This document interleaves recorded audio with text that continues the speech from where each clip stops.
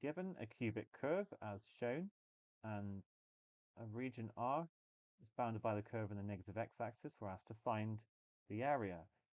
So we can add the roots to the diagram. We're going to have -2, and this is going to be 4, and then obviously we've got 0 as the origin. Right, I'm going to expand this to give me x, and then I'll get x squared minus 2x minus 8, or x cubed minus 2x squared minus 8x. That's going to be my cubic function. So if I want to find the exact area, R1, then it's going to be the integral from -2 to 0 of this expanded one.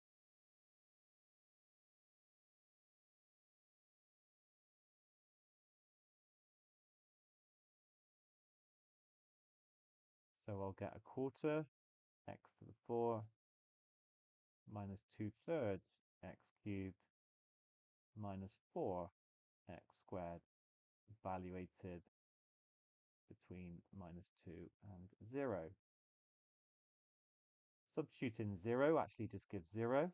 And I'm minusing what happens when I substitute in -2. I think it's definitely time for a calculator. So 1/4 times -2 to the 4. Actually, that's the same as 2 to the 4, so I'm just going to ignore the negative.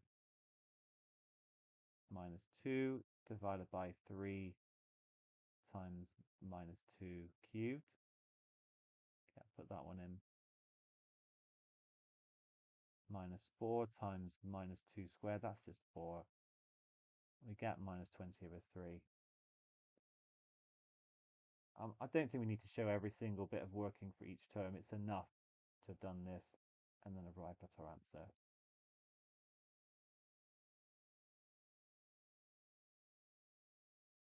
The region R2 is also shaded in figure 2 and is bounded by the curve, the positive x-axis, and the line with the equation x equals b, where b is a positive constant between 0 and 4.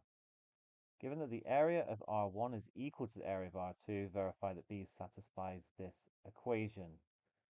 Okay, first up, the integral between 0 and b, actually let me just write that straight down,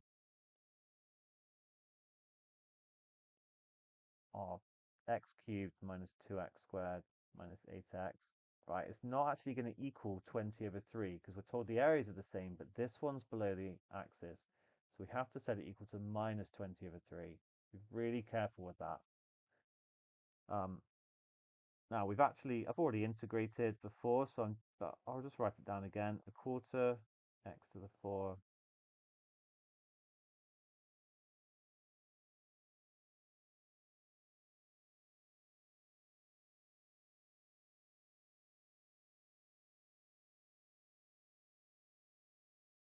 and then I can sub in. So 1/4 b to the 4 minus 2/3 b to the 3 minus 4 b squared.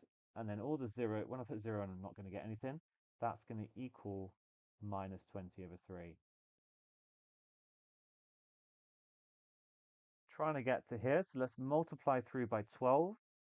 3b to the 4 minus 8b cubed minus 48b squared is going to equal -80. So I'm actually going to add 80 on to equal 0. And I now want to show that they're the same. Now, to be honest, I think the quickest thing to do is take the expression that they've given us and expand it.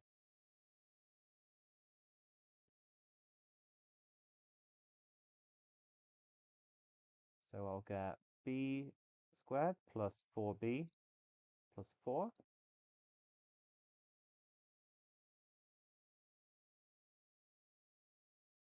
And I've got to do a fair bit of multiplying out now, but it won't take too long. 3b to the 4 minus 20b cubed plus 20b squared. That's me timesing all of the right-hand bracket by b squared.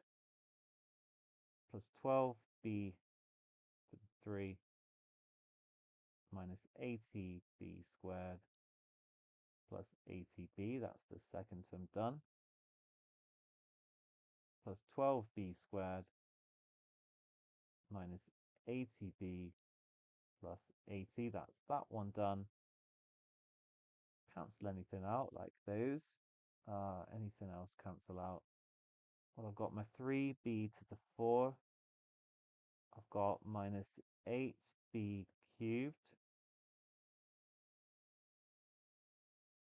And I've got 32b squared minus 80b squared, which will become minus 48b squared and plus 80. And these are the same, same as star, 0. So the result follows.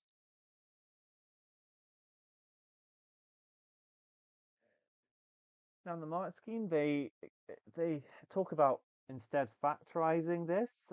It just feels unnecessary since they're asking us to show that they're the same, verify that B satisfies this equation. Well, we've shown that the two equations are the same, and therefore it follows. But I'm just gonna kind of go for it anyway, and I'll do some factorizing.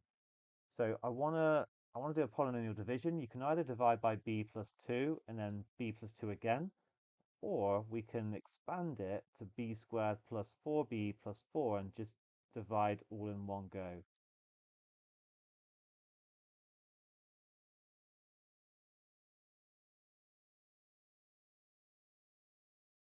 Just put a 0b in here as a placeholder. Hey, this is going to be quite involved, but it's the same idea as normal polynomial division. 3b to the 4 divided by b squared gives 3b squared. Multiply back through.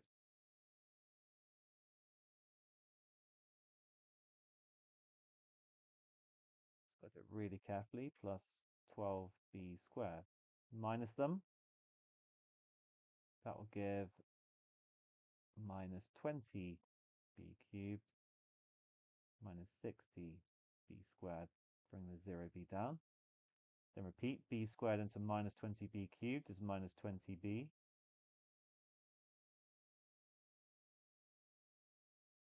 Minus 80b squared minus 80b.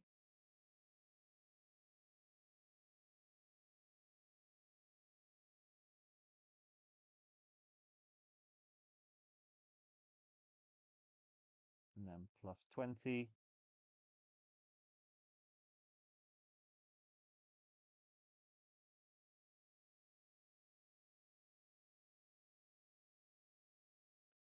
And therefore, b plus 2 squared times 3b squared minus 20b plus 20 equals 0. So that's the factorizing way of obtaining it, of verifying that b satisfies this equation. Let's take a look at the final part. So the roots of the quadratic are 1.225 and 5.442 to 3 decimal places. And therefore, b is going to be 1.225 because we knew it was between 0 and 4.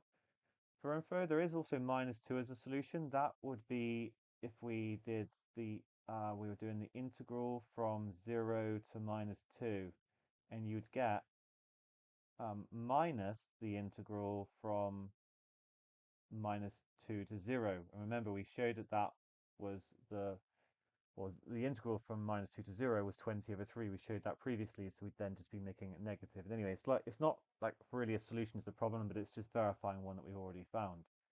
The question is then bringing in another value for b, which is 5.442, and asking us to explain the significance of this. So I'm going to draw the sketch out below.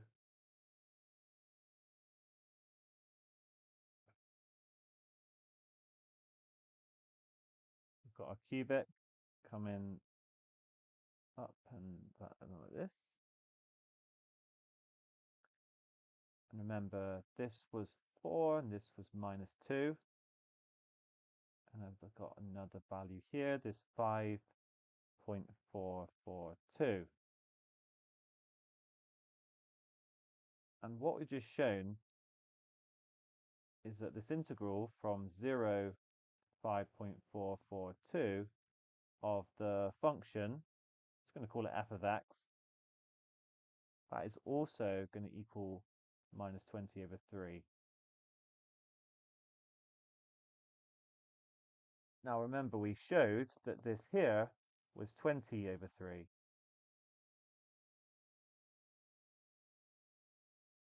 So what that ultimately means, and this is what the question is looking for, is the area above the x-axis is going to be equal to the area below, between x equals minus 2 and x equals 5.442. I just double checked, and actually this is absolutely fine as an answer. You'll get the credit for that. This one is what they were ideally looking for, but both are okay. Well done on this question.